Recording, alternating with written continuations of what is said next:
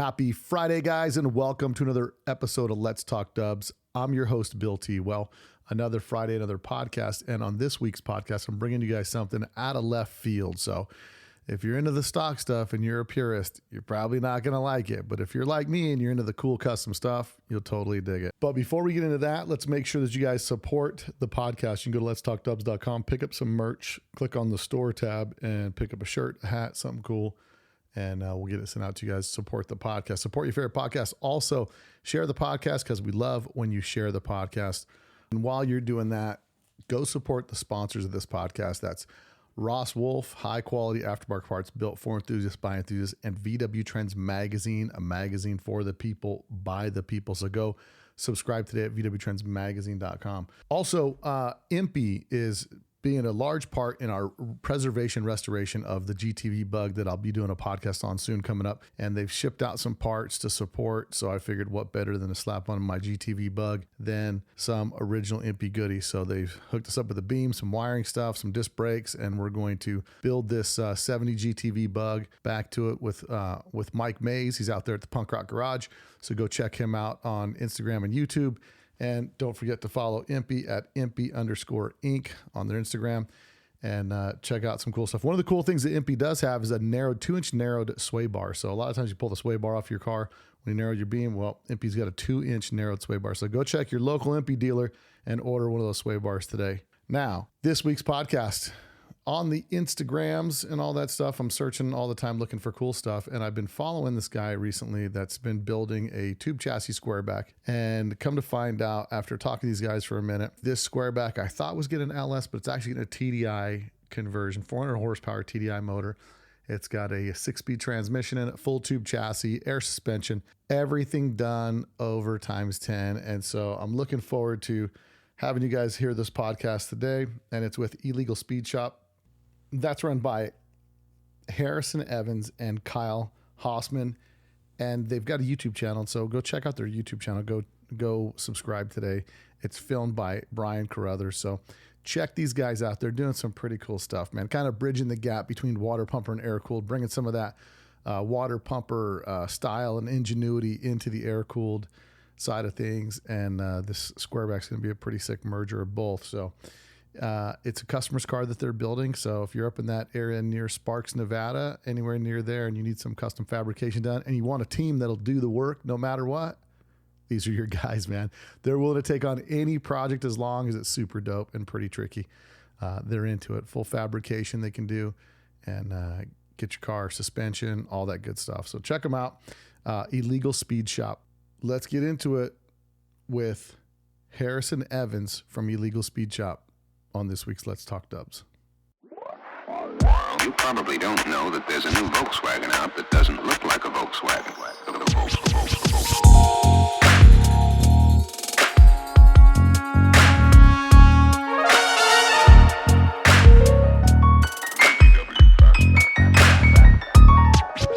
It's got everything that people who like the bug like.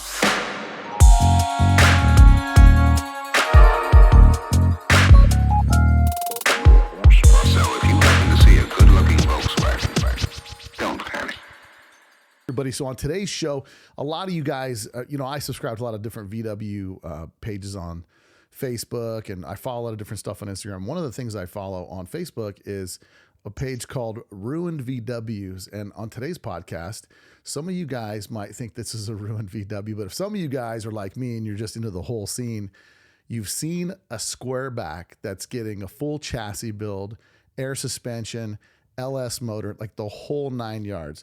And I was intrigued and I thought, I got to know more about this thing. So on today's podcast, I've got Harrison Evans with Illegal Speed Shop out of Sparks, Nevada. And Harrison, welcome to the podcast.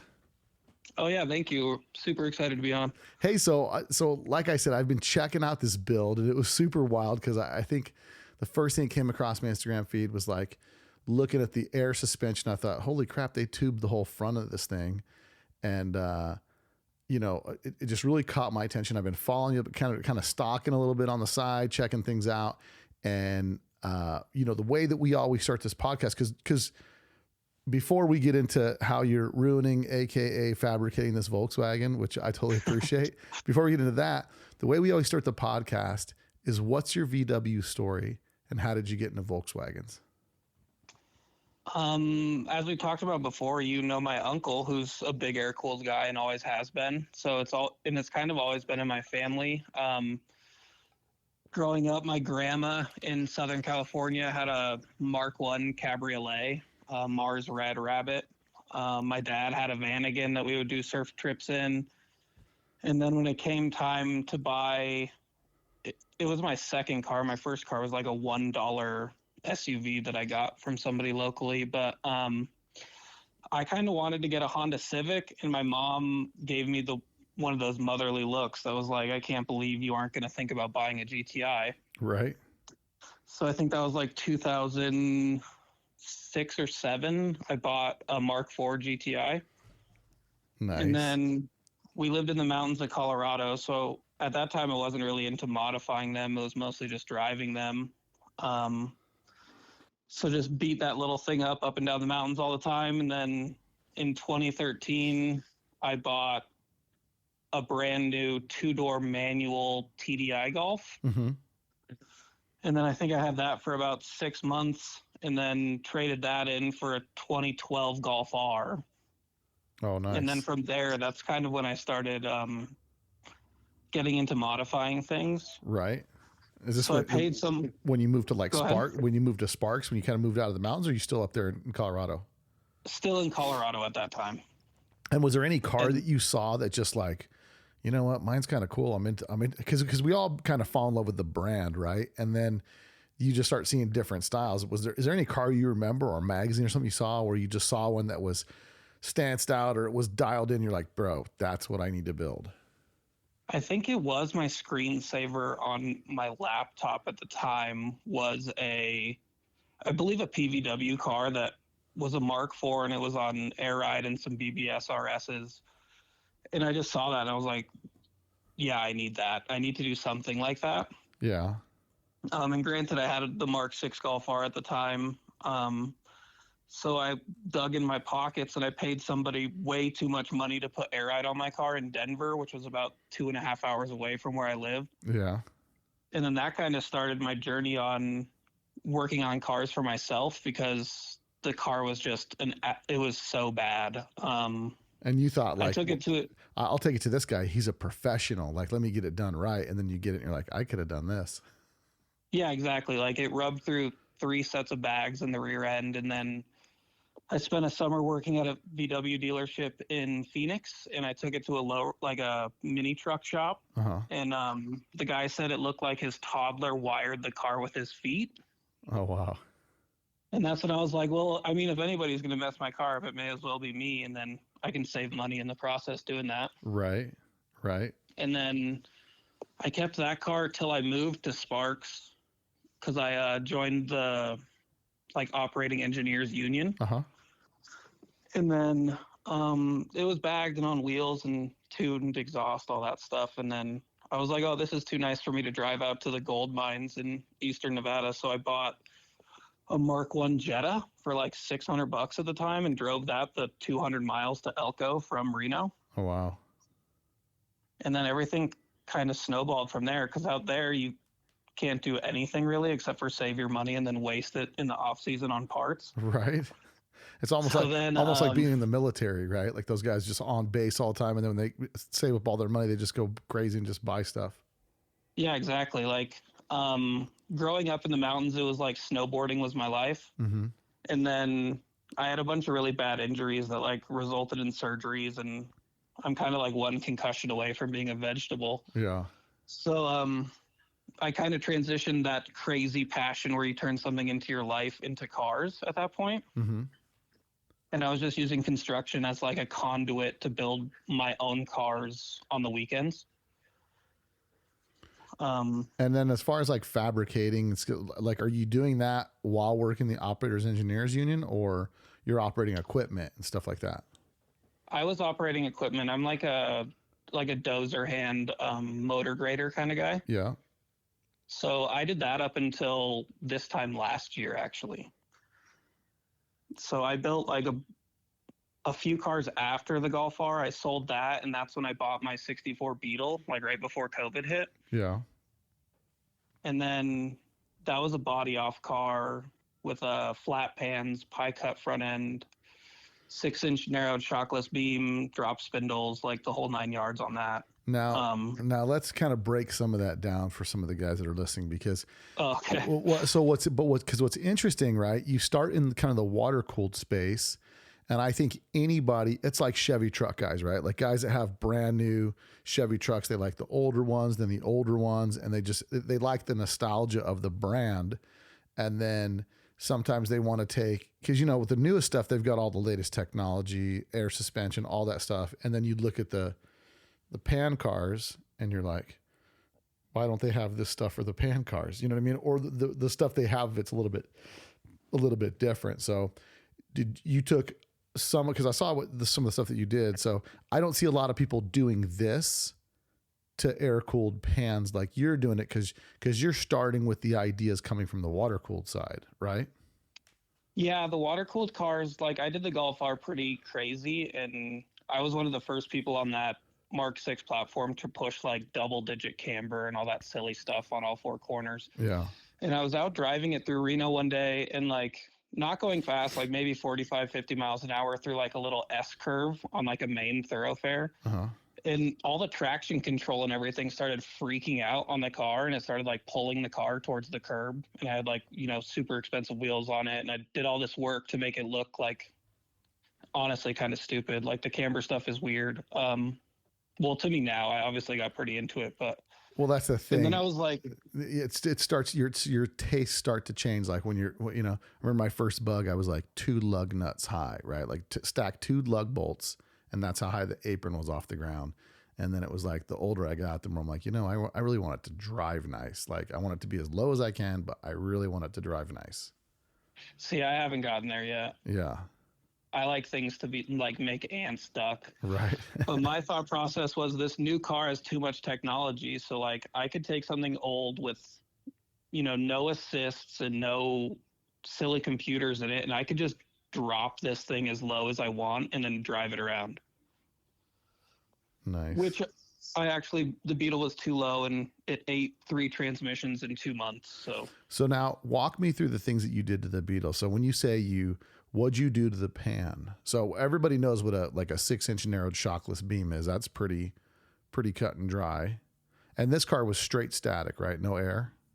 Yeah, this was straight static. I actually got it from Vegas, and it had 31,000 original miles on it. It had never left Las Vegas. Really? Yes, and like numbers matching, pan to body, motor, everything. And I think I got it for like $4,200. Nice. And then I got it home, pulled the body off with a couple buddies, and then just started researching. Like there's a guy on the East Coast, his name is James Grigg. He builds some pretty crazy static Beetles back in the day too. Grigg? Grigg? Yeah. Yes. Okay. But he built some wild stuff, you were saying? Static? Yeah, I replicated his setup pretty much. And like hit him up a few nights, and he would like walk me through what to do. And then, so once we got the body off, I had ordered the beam from Slow Low VW, right? I don't know, Slow Low VW. Oh, I'm trying to think of his company right now, but he does he did the front beam, and then Gilfab did my rear drop plates. Oh, okay. And then I think there was a couple iterations of it, but that's kind of where it's Valley Auto Works is Slow Low VW. Okay. But he did the front beam, the 6-inch shockless. And then I obviously saw that I had to do flat pans to get as low as I wanted to go, and I was paying somebody to come to my house and weld. But when you're doing like a full body off, everything has to be welded and done in stages for you to keep progressing with the build. And I kept having to wait for this guy to show up to weld on my car for a crazy amount of money. And then I was like, well, how much is a welder? I could probably save time and money by just learning how to do this myself. Back to the air rides thing of if somebody's going to mess it up, like it may as well be me. Right. So that's when I did the pie cut on the front end. I did a 3/4 inch pie cut. So now explain to me what the pie cut is, because I'm not familiar with a pie cut. So what exactly did you pie cut on the car? So with your body off, you have the hump for the front firewall. Yeah, the frame head that holds the beam in place. Yeah, exactly. Like right where pan head comes out from where the inside of the cabin is. You go 3/4 of an inch from the seam that's welded on the top of the tunnel. Right. 3/4 of an inch out, and then you taper that to nothing at the bottom. So it's like a piece of pie out of that top tunnel. Okay. And then you ratchet strap the pan head I think I ratchet strapped it to where the shock mounts are in the back of the car, and you peel that part back. Oh, really? And then you weld that together. So you're basically rotating the front suspension up.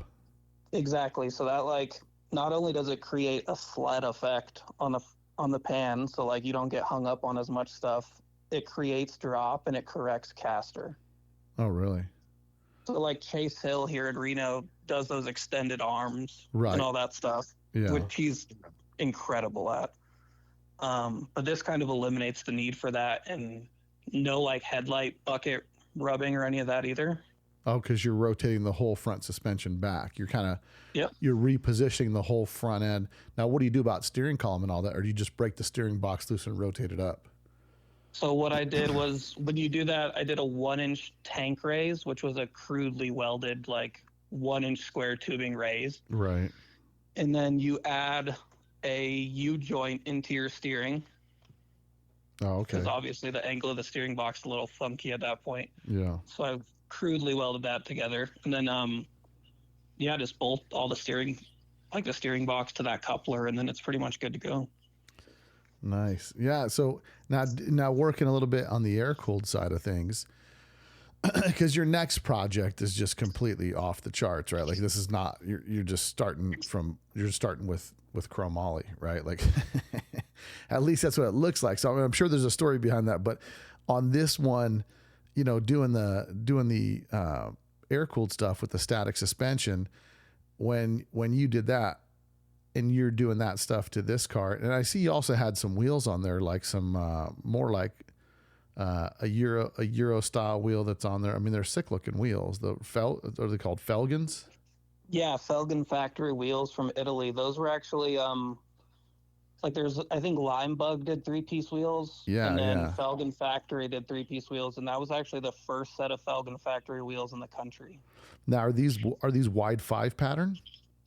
Yeah, 5x205 3-piece wheels, 17 by 5.5 in the front. I think 17 by 9 in the rear. Oh wow, yeah, these are sick looking. And did you now obviously? So I'm assuming you sold this car. Yes, I did. And where's this car now? So I sold it to a kid in Folsom. Uh-huh. I sold the wheels separately because I think I paid $4,800 for those wheels. Right. And then sold the car for like, I think I was like 18 to 20 grand in that car, and I sold it for like $9,000 to some kid in Folsom, which is just past Sacramento. Right. And then it traded hands to somebody in Sacramento. And then the last I heard of it, it was bought by somebody on the East Coast for like a collection or something. Oh, and wow.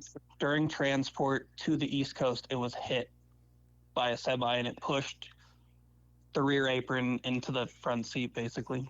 Oh, that's crazy. Yeah. Wow. So and then what makes you decide to get rid of that car?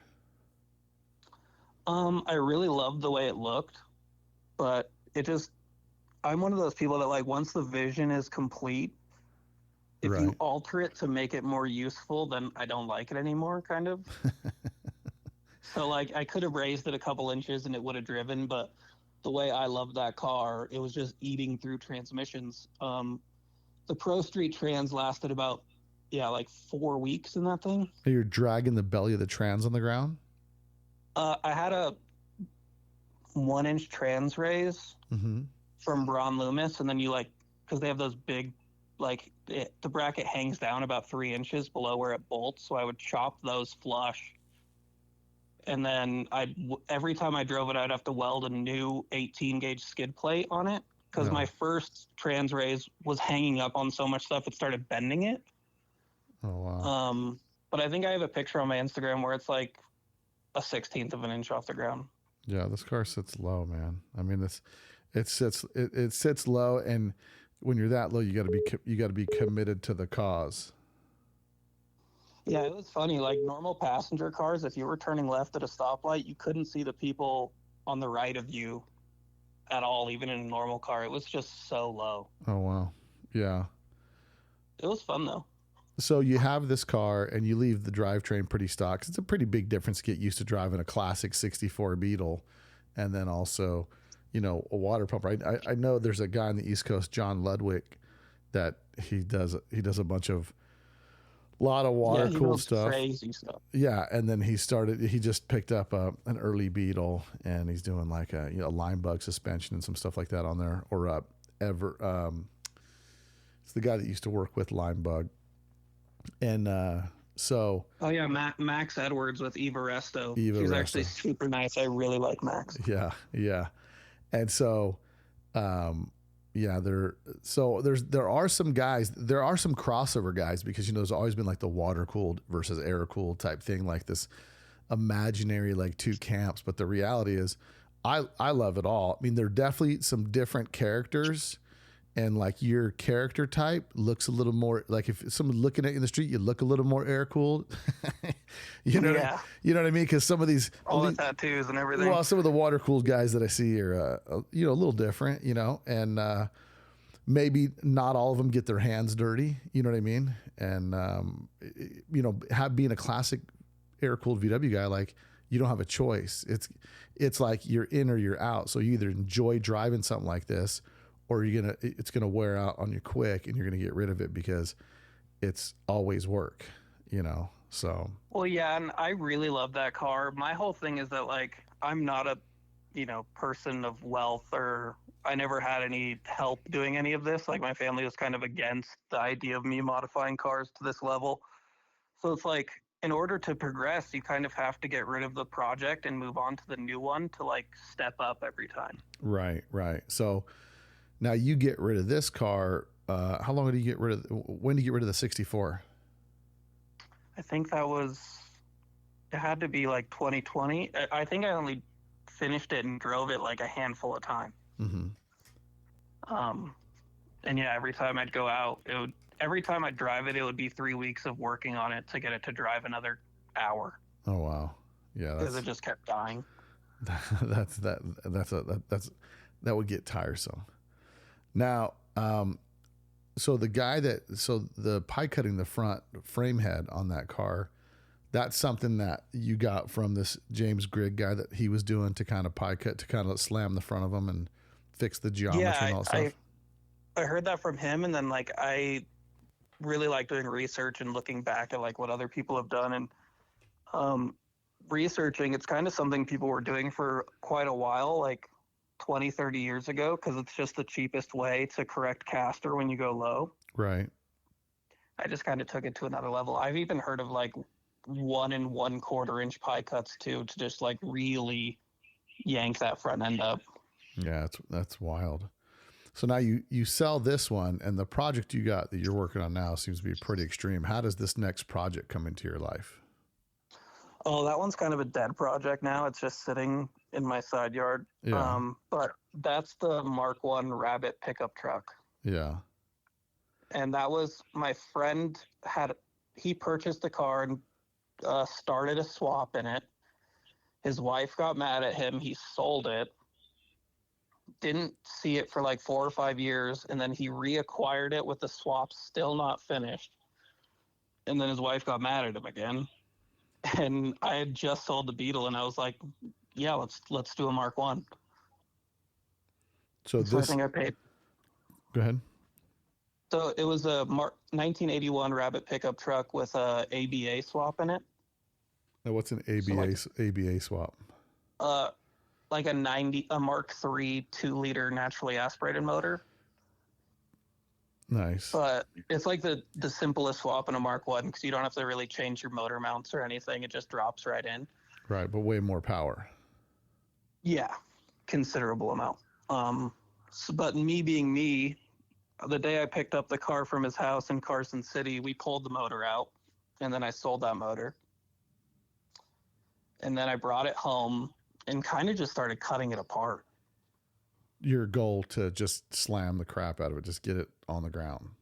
Yeah, to get it just as low as possible. And then that whole project kind of snowballed into, I ordered my second set of Felgen factory wheels, which I'm staring at in my living room still. Yeah. And they're 16 by 10, like minus 48 offset. Right. So they're just crazy wide wheels. And then I got to the point of like welding everything back together on that truck, and I realized like how non-structurally sound it was. Like Right. it just didn't seem like safe anymore because you're welding like paper thin 18 gauge to other 18 gauge and expecting it to hold. Right. And I'm still doing construction at the time, and this old guy that doesn't really talk to anybody at the job site happened to be carpooling with him to work, and one of my coworkers was giving me shit about VWs because they're all truck guys and stuff. Right. And then the old boy, Jimmy, pipes up and he's like, I used to race those cars back in the 70s. Really? And he owns a pig farm north of Reno. And he just has like all these crazy buggies that are like, 2160 dune buggies and Right. chromoly chassis hanging from the ceiling of barns, and like just like one of the true OGs of the off-road air-cooled scene. Nice. Like I think he was one of the first two people to run like dual Weber 40s on an off-road car. Very cool. And then he builds his own motors and everything, and he was like, let's tow that thing to the farm. Oh, really? So he's like, hey, let me help you work it. This is on the rabbit truck. Yes. So he's like, bring it to the farm. Let's get some stuff figured out. He figures you're a VW guy, so let's do something. I don't care what it is. Let's see And what he we can hadn't do. built a chassis in 25 years, but he still had the benders and he had just everything laying around. And I got a pretty good deal on like 200 feet of chromoly. So 1.5 inch OD. Some was 120 wall, some was 095 wall. Mm-hmm. And his bender's like a hand crank bender, like all old school way, notching tubes on like a bench grinder and stuff. Right. And then I just spend every weekend there, at least like 20 hours a weekend, just plugging away on the truck, doing this crazy tube chassis, like eyeballing geometry with him. And he's kind of old school that way. Like, yeah, this will work better this way than that way. And kind of learning from off-road absolutely. trial and error. Yeah, and the whole time it was hilarious. He was like, nobody's going to like this car. Like, the VW guys are going to hate it. The off-road guys are going to hate it. The truck guys are going to hate it even more. Like, I don't understand what's going on. But he was having, like, a really good time doing it. Yeah.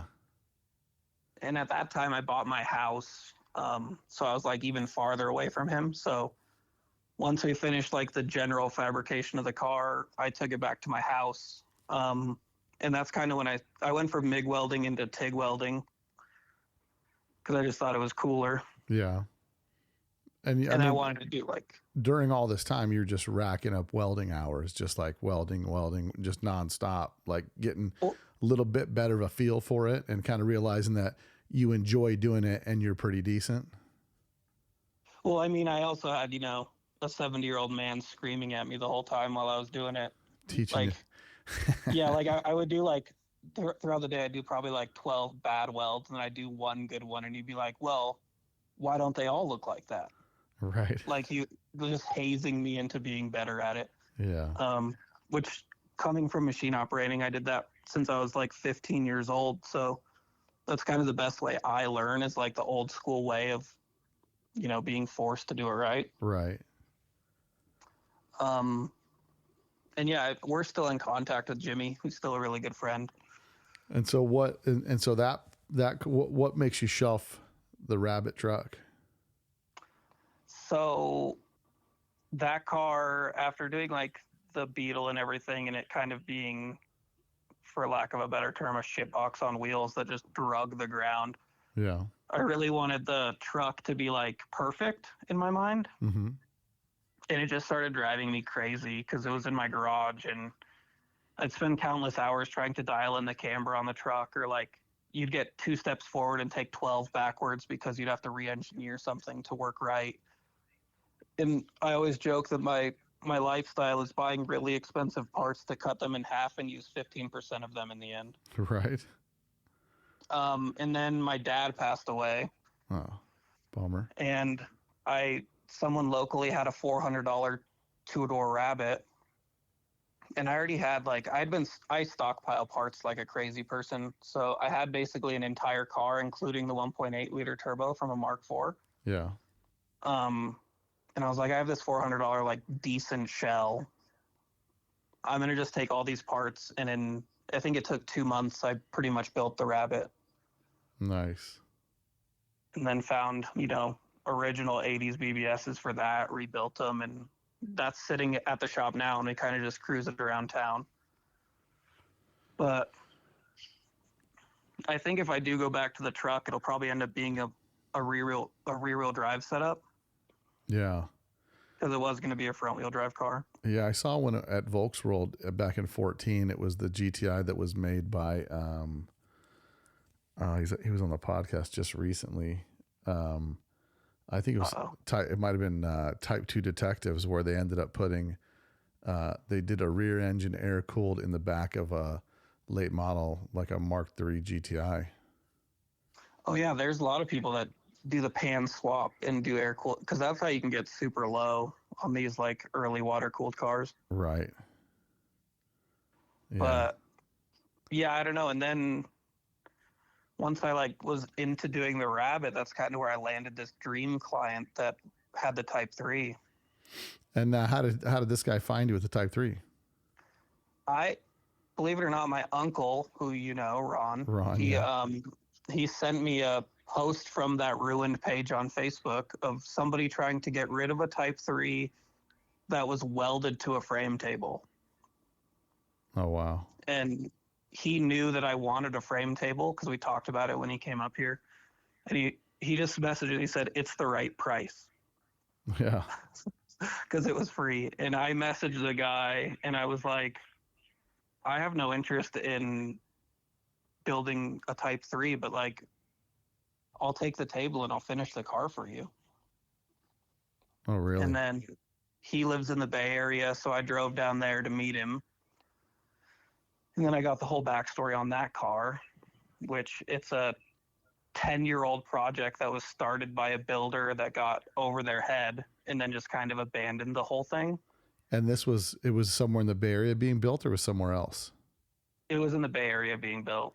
And so so this project that you're actually building for someone, it started out with all the intention in the direction it's going. Kind of. So it was like two guys just kept having beers and talking, like, it would be super cool. Put a roll bar. No, dude, it'd be cooler than that. Tube the thing. Like, yeah. Then we took it to that level. When we got it, we have it. Our YouTube's the same as our Instagram, Illegal Speed Shop. He had built a lower frame that's like one of the only parts we used on the car because it bolts to the body. And then he was using square tubing, and he was going to do a rear mounted TDI in the back of the car. Okay.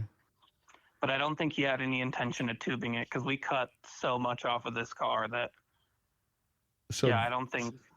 This wasn't, because there's another one on Instagram that's like, it's a Pro Street sleeper build LT4 in a 66 square bag. It's not that. That's not the same one, is it? No. So this is like a completely abandoned project for a decade. Oh, okay. So it was set to go rear engine TDI, you're saying, and then you get it. And then how does this evolve? So the client is 6'8". Oh, wow. And if you think about somebody 6'8" with a rear mounted modern water cooled motor in a Type 3, there's just not enough room. Right. So the second we got it, we knew we wanted to mount the motor in the front, and we're actually keeping it TDI. Oh, really? Yeah. So it's a fully built using all Dark Side Development's parts from the UK. And then that's being built by Grom Racing in the Bay Area. And it should be making like 400 horsepower. 400 horsepower out of a VW TDI? Yes. Wow, that's nuts. And then that's using a TDC conversion adapter plate from Canada, which is a lot of the off-road guys in their 4Runners do TDI swaps. Mm-hmm. And he just so happens to make one that mounts to a Tremec T56 Magnum. Which is a 6-speed or 5-speed? 6-speed, like Camaro transmission. Oh, wow. And then I guess we'll get full into it. So the rear end is a 2018 Mustang, like Ford Performance rear end, an 8.8 IRS rear end. So you took that out and then because it had just a frame, it had a frame, like a full frame going to the car, basically 2 rails front to back. Kind of just in the cabin area. Oh, really? Almost like a subframe car. Yeah, so like the rear end was kind of just hanging there, and then the front wasn't really connected to anything either. Mm-hmm. And so we started, we'll get away from drivetrain for a second because the cage kind of is a huge part of it. Yeah. So we put the main hoop. The main hoop is set about 8 inches back from the B-pillar, purely for cabin room. Right. And then from there, we did the entire cabin. And I believe we went forward first. And that's when we decided to cut everything off from the cowl down. And just have it to be all just tied into the tubing. Yeah, so we used what we cut off of the front end. We did like compound bends. Mm-hmm. And like most tube chassis you see are just kind of triangulated and boxy. And then they put the panels on and it looks like the car, you know? Right. We wanted this car to like look like a Type 3 without the fenders on. Oh, nice. So we mirrored like all the lines and everything of the car on the front end. And then the fenders mount to it, and the front apron mounts to the tube chassis as well. So you set it up so all the factory fenders, everything just bolt right to the tube chassis. Yes. That's pretty cool. Yeah. And then the hood hinges from the front like a BMW now, like a clamshell. Yeah, reverse style, like a suicide hood. Yeah, and then there's dual latches up by the cowl that it clicks into, and then it's running C6 Corvette front spindles and suspension geometry. Now you went with the C6 stuff for just because it seemed to be the easiest available to make work, or just because it was gigantic and you thought that would be the way to go? I mean, C6 and C5 kind of just use that double A-arm traditional geometry. That's just kind of, because we made all custom control arms. We just sourced the spindle and the hub. And then you built the A-arm off of that. Yes. So you built your own upper and lower A-arms? Yes. And then I see that you're using like a shock or an air strut in the car?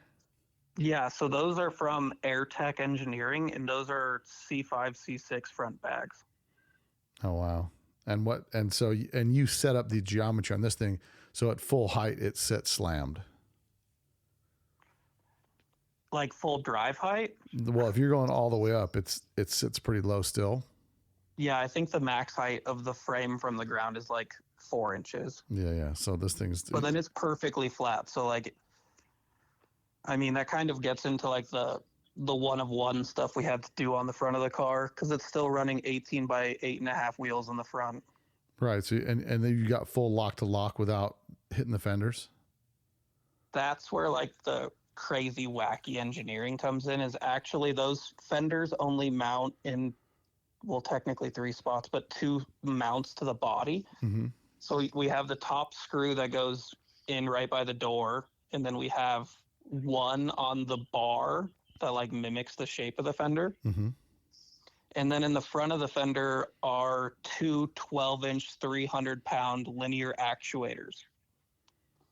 So at the flip of a switch, the fender will push out 12 inches. It'll hinge from the bottom to give you that steering radius. That's crazy. So like the Batmobile, you hit a button, or like the Mark V, and the fender just moves out, so then you can turn the wheel lock to lock. Exactly. That's wild. So you're And that actually kind of, flexing. Are you flexing the fender, or it's kind of hinged at a hinge point? it's hinging off of that one mount on the tube in like the central area of Oh, the fender. on the upper tube. Gotcha. Yeah. And then I kind of got that idea from a kid. His name is Low Life Max in Europe. And he has a Mark 6 GTI. And what he did was he unbolted the fender like closest to the door. And because he's super low static, like really tight fitment. And he just ran a spring on the fender so that it could hinge as he was turning. So it keeps it pulled in, but if he's going slow, he turns the wheel. When it rubs the fender, it pushes it out. Exactly. Gotcha. He did the old And then we were like, ghetto action, like the budget. yeah. And then we were like, well, these wheels cost more than anyone is willing to admit because they're Voss and 3-piece wheels. We were like, we need to protect these as much as possible. So that's kind of where like the linear actuator idea came into play. And the only part that hits is the backside of the wheel? Or is it the whole fender hinges out? The whole fender hinges out. Oh, wow. And it's pushing from the top center or from the front, the front apron pushing part? From the very front, about 3 inches above the bottom of the, like under the headlight bucket, kind of. Oh, gotcha. So like the whole fender's almost hinged. Exactly, yeah. That's pretty sick, but it's pretty solid when it's closed. Yeah. It actually, like, they suck in, and that like linear actuator mount is super solid, so there's not really much play in it at all. And then one of the questions I have, so on this car you've got the C6 suspension in the front, and then for the rear you're doing like almost like an inboard shock setup, but with the inboard air struts, or like a canover bag, or what is it in the back? Yeah, it's called a cantilever system. Right, like Indy cars. Exactly. And what we'll never do again is that, like, we got the 2018 8.8 IRS rear diff. And we were like, oh, let's keep it all forward. And then we got 2018 Mustang, like, hubs and spindles for the rear as well. And then we basically, like, we created the camber arm, the tow arm, the lower control arm to mount to the factory hub. And I think there's like 6 points of contact on it or something. Yeah. So like we overcomplicated that completely. And my business partner, Kyle, he does like all the CAD stuff. And we built it and we were like, oh, this will work. And we went to actuate the suspension and it moved like 1 inch total and then towed in like 20 degrees. Oh, wow. So then he went into the computer and learned how to replicate our control arms and pivot points and get everything to move like fluidly on the computer. And then from there we like rebuilt everything again, and that's the setup we have now. And it has about 4 inches of lift. And in hindsight, what would you have done different for the rear? I think like what most people do is they run like Mustang 2 stuff, or like more simple hubs that you can just do like a AA arm setup like the front. Like just some hot rod off the shelf, like use this and build a car around it type thing. Absolutely, yeah. Yeah, because there's been guys recently that are trying to do, because the whole thing with buses is trying to slam buses, then you got to raise the floor, and there's that constant fight, and then the suspension and the ride. There's been a couple guys that have been messing with building front suspensions with like Mustang 2 setups on the front of buses and stuff like that because of the universal platform. But yeah, Mustang 2 stuff, like that's the steering rack we're running in the car as well. Like it just happens that like every hot rodder, it seems, uses that because it's just the easiest platform to build anything off of. Yeah. No, this thing is pretty wild. So you've got the full tube chassis, and then you're running Willwood brakes all the way around? Willwood 6 pistons in the front. I think there's 16-inch rotors, and then 4 pistons in the rear.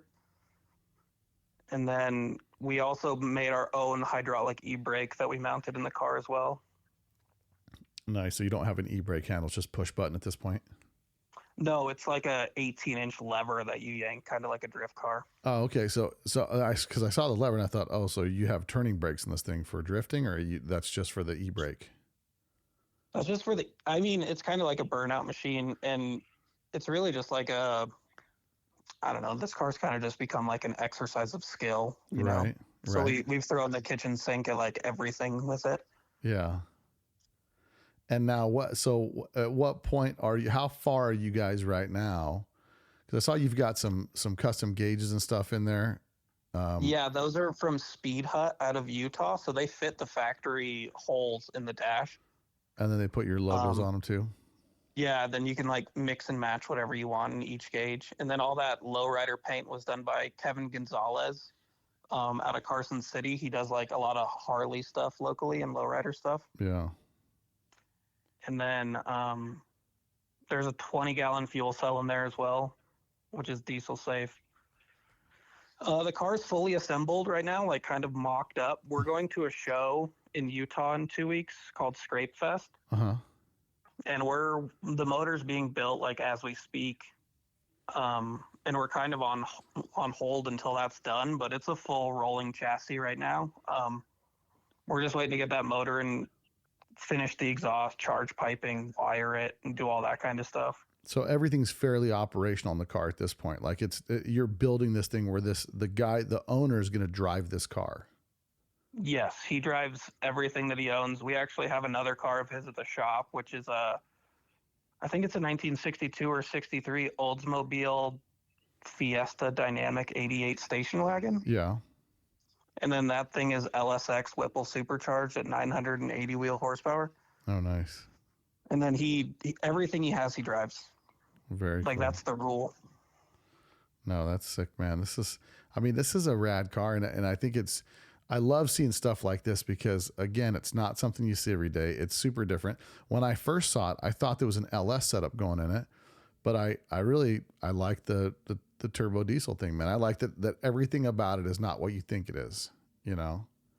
Yeah. And then once we have the motor in and everything, it'll go to audio and then it'll go to interior. And then, I mean, everybody wants to get into SEMA. It would be really cool to get there, but that's not the end goal. The end goal is for the client just to be ecstatic with a one of one, you know? It's kind of called Project Redemption. Yeah. Because it did sit for 10 years and he kind of got screwed over by the previous guy. Right. So yeah, we're just trying to give him just the craziest thing we could ever imagine. Now I see this there's this big thing sticking out from the back seat. Looks like a billet. Is that an armrest or what is that? Behind the back seat? Yeah, it's between the two front seats that kind of sticks out. So that's like the transmission tunnel we had to create because the car sits so low. We had to guarantee like transmission clearance. So that tunnel's super tall. And then because he is such a tall individual, like everything's so far back. Yeah. That acts as like your control center. So there's the switches that'll control the linear actuators, the lights, the horn, and then the air ride will sit there. And then behind your arm is the control for the vintage air AC system. Mm-hmm. And then the vents are in the front of that, which you can kind of direct towards your face or whatever you need. Oh, that's cool. So this thing's gonna be fully operational. AC, the whole 9 yards. Yeah, AC, audio, everything but cruise control, I think. And what are you guys doing for audio in this thing? He's a big audio guy. He wants to have like 2,000 to 3,000 watts in it somewhere. I love it. I love it. I think it deserves to have some serious bass in that thing. And, if it's got all stuff now, as far as windows, stuff like that, you guys going to do power windows or what? I don't think so. So we had to buy a new windshield for it, which I got from, who did I get it from? The only place, ISP West, the only people you can get a Type 3 windshield from. Yeah. So it has a brand new windshield, and then we did all the seals in the doors, which I don't recommend anybody to do that. Right. God, that's a nightmare. And then all West Coast metric seals all around, and then we put the rear glass in because I'm not sure when Loose Nuts is going to be able to get us all of our Safari windows. Yeah. So, and then there's also that 60-inch rag top on top of it. So you'll have full Loose Nuts front and back Safaris on that thing? He doesn't do a Type 3 front because the windshield curves so much on the edges. I don't think it's like safe to really mount anything to it, but Right. it's going to have rear, and the very back windows will have those super hinged ones as well. Nice. No, that's exciting, man. I'm looking forward to it. So it's going to go in its present state, which is kind of what it's looking like on your Instagram right now. It'll Yes. go at that state with fenders bolted on, but it'll go like that to the what's the show called? Scrape Fest? Scrape Fest in Utah, yeah. It's in Salt Lake City. Yes, it is. Okay. And then 2 weeks after that, my friend hosts a local show in Reno called New, NEU, New Crafted Experience, and then we'll be a vendor there as well. And then we have 2 new merch designs that are coming out for both the shows. One is like the Marlboro cigarette logo. Right. It says like grade A frame bangers on it instead of grade A cigarettes or whatever. And then we have one that's kind of like the Dare logo from back in the day. Yeah. That's right. And yeah, we're just looking forward to everything. No, that's cool, man. I'm excited that we get to chat about the car, and I'm looking forward to seeing it when it's done. I mean, we have a show we put on here in October called One Crazy Weekend, man. I'd love to see that thing down here for that. See that thing cruising the strip and being part of the poker run, the whole 9 yards, man, because it's a show that's here, but the casino is the base. And so everything kind of happens around the casino. So it's really a good time. There's people coming from all around the world. So I think if that thing's ready in October, man, I'd love to see it down here, man. It very well should be ready before October, so we would love to come down and cruise with you guys. That would be amazing. Yeah, that would be a lick, man. It's a Volkswagen, man. So it's in. You know what I mean? I love something different, and I like what you're doing, man. And I like that you started this with your passion of wanting just to do, your own stuff, and then have gone on to doing this. And so I'm excited to see it getting finished here, man, especially if a project that somebody died on. I know exactly what that's like, and that's just a bummer all the way around. So who do you have painting it? It's not getting painted. Oh, it's going to be just like you see it, just kind of ratty like that, and just all done. And then all flaked and low-ridered on the inside, yeah. Nice. Well, right on, man. His whole like saying is beaters are better. Yeah. Well, that's rad, man. I'm excited to see this thing come to fruition, man. And I'm glad you took the time to get us on the podcast now. So people that want to follow you, man, give me all your Instagrams, your socials and everything so that people can check you out. So we are Illegal Speed Shop on YouTube, Instagram. My personal Instagram is Harrison_illegalfam. If you want to see like what I do on the day to day, but mostly everything's through the business now. We're on Google, Yelp. I mean, it's kind of called Illegal Speed Shop because we want to do ideas that are out of the box and things that people would never think to do. Right. So, I mean, anybody that's wanting to do anything out of the box and crazy, I mean, we have pretty good rates. Like, we're just kids coming up and we're trying to make this happen. So we would love to work with anyone and make someone's dream come to reality. And now so are you guys doing this full time, or is this kind of, you guys both have day jobs and you kind of do this in your spare time? Where you guys are? Oh no, we're full time. We're doing air ride installs. We have a CNC plasma table so we can cut stuff for people. Nice. We do full exhaust work. Like I think a month or so ago, I did a header back exhaust on an Audi RS6 Avant. Nice. We TIG weld everything that needs to be TIG welded. We back purge. We can do titanium. We can do whatever anybody needs. Well, very cool. So anybody need any kind of fab stuff for you guys if your goal is to do get something slammed and make it cooler, man, stop by Illegal Speed Shop, right? Like that's what you guys work on most any kind of custom stuff that wants to come in. Yeah, it doesn't even have to be low. I mean, we can do roll cages for side-by-sides, off-road stuff. Like we did suspension for an RX-8 rally car when we first opened. Nice. Anything doing with metal and welding and out-of-the-box ideas, we're here for all of it. Very cool. Very cool, man. Well, Harrison, I'm glad we got to get you on here, man, and kind of chat. And they can through your Instagram, people can get to everything. Get your YouTube channel. You guys, everybody should follow this YouTube channel. There's tons of cool stuff. A lot of, it's just exciting to see something so different being built. And I suggest that you guys go check out the YouTube channel, subscribe to that so you can keep up with that. And then and go support these guys at Legal Speed Shop. So anybody around the Northern Nevada area, anywhere around there, man, you're the spot to go to, especially if somebody's trying to do something crazy and different and has been turned away from every other shop saying, no, we're not into that. Yeah, we don't believe in, I mean, I'm sure this will get me in trouble, but we don't really believe in impossible. We just, we've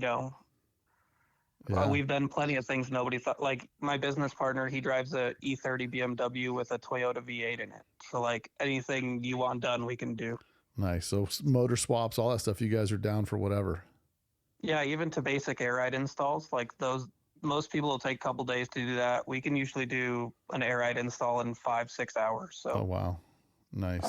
Yeah, anything anybody needs, hit us up on anything. Oh, very cool, man. Well, Harrison, man, I'm glad you came on the podcast and we were able to talk about this project, and hopefully you get anything else coming up new, man. You're always welcome to hit me up. We'll get you back on the podcast, talk about that stuff. Thank you so much, Bill. This was really fun. Yeah, no, I'm excited, man. So, I'll make sure everybody gets out there to your socials, gives you a follow, and get your YouTube channel going there. Sweet. Thank you. And hopefully we'll see you in October. For sure. Give those guys a follow. Make sure you guys go check out Illegal Speed Shop on YouTube and check out what they're doing. So it's pretty rad. There'll be some links down in the description below. So check that out.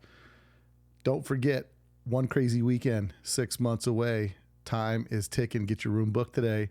If you were in it last year, you probably got a flyer in the mail reminding you and sending you a link to get set up to be at this year's One Crazy Weekend. It's going to be bigger. It's going to be better. And I promise even more crazy stuff happening the weekend of One Crazy Weekend. Shout out goes to Eric Knuth from Modesto, California for supporting the podcast. Your shirt should be on its way. Appreciate you guys for supporting the podcast, and more episodes coming out that I'm sure you're going to enjoy. Lots of stuff coming up.